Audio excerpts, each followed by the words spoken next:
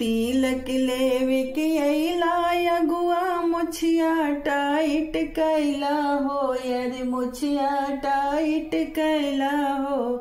तिलक लेवे के अइला अगुआ मुछिया टाइट कैला हो, यदि मुछिया टाइट कैला हो। मंगनी के कुर्ता मंगनी के धोती अगुआ सरऊ पहिन के अइला हो। तिलक लेवे के अइला समधी मुछिया टाइट कैला हो, यदि मुछिया टाइट कैला हो। मंगनी के चैन मंगनी के वाच समधी सरऊ पहिन के अइला हो। मंगनी के वाच मंगनी के चैन सरऊ पहिन के अइला हो।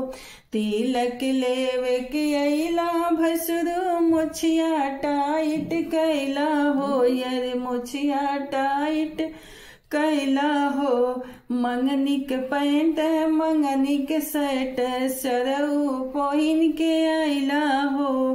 मंगनी के पैंट मंगनी के शर्ट सरऊ पहिन के अइला हो। तिलक लेवे के अइला देवरू मुछिया टाइट कैला हो, यदि मुछिया टाइट कैला हो। मंगनी के चप्पल मंगनी के जूता सरऊ पहिन के अइला हो। मंगनी के चप्पल मंगनी के जूता सरऊ पहिन के अइला हो।